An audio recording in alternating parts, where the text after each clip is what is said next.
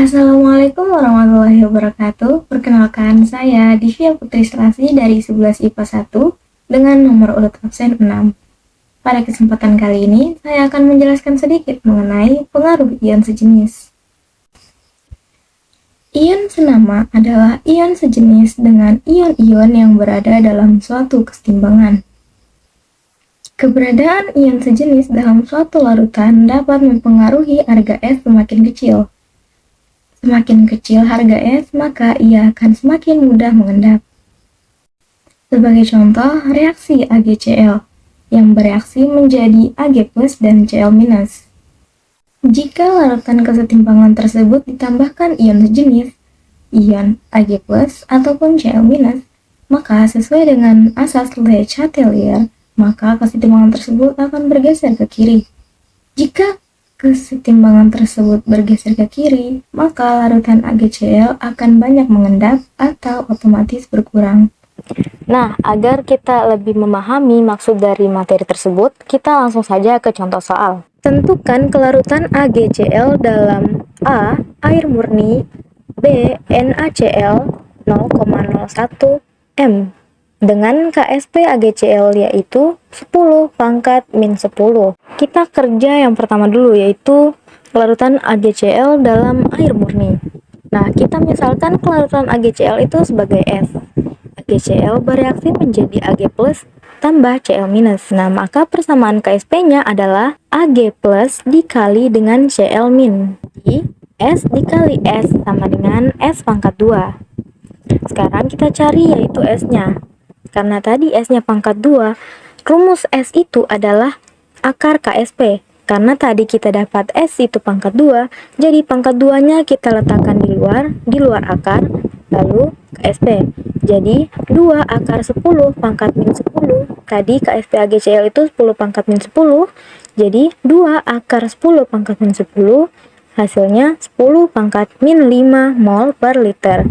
Jadi, kelarutan AgCl dalam air murni adalah 10 pangkat min 5 mol per liter. Kita lanjut ke yang kedua, yaitu dalam kelarutan NaCl 0,01 m. NaCl bereaksi menjadi Na+ tambah Cl- dengan nilai kelarutannya itu 0,01. Lalu ada kelarutan AgCl yang bereaksi menjadi Ag+ tambah Cl- dengan kelarutannya yaitu 10 pangkat min 5.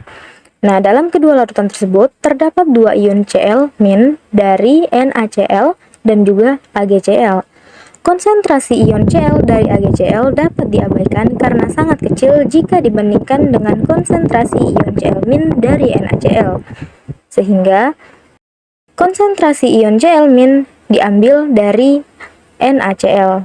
Maka persamaan KSP-nya adalah Ag+ kali Cl- dengan KSP-nya yaitu 10 pangkat min 10 sama dengan Ag+ dikali 10 pangkat min 2. Karena tadi Cl-nya kita ambil dari NaCl. Jadi, S-nya itu atau kelarutannya itu adalah 10 pangkat min 10 dibagi 10 pangkat min 2.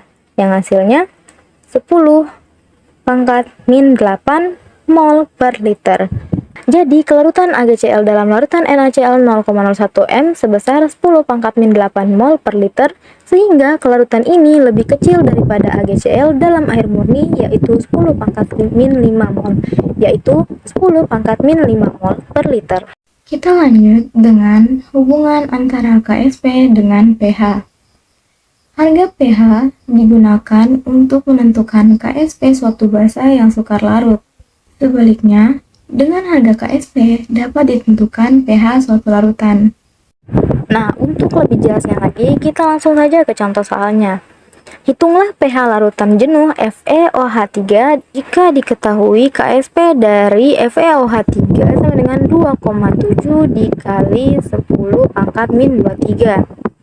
Nah, kita misalkan lagi kelarutan FeOH3 itu sama dengan S, yang bereaksi menjadi Fe3+ tambah 3OH-. Nah, setelah itu kita cari persamaan KSP-nya, yaitu Fe3+ dikali OH- pangkat 3. Kenapa disini pangkat 3? Karena di OH-nya itu ada jumlah ionnya itu ada 3. Jadi di situ pangkat 3. S dikali 3S pangkat 3 hasilnya S kali 27 S pangkat 3 yang hasilnya 27 S pangkat 4. Lalu kita cari lagi kelarutannya. Tadi KSP-nya disebutkan 2,7 kali 10 pangkat min 23.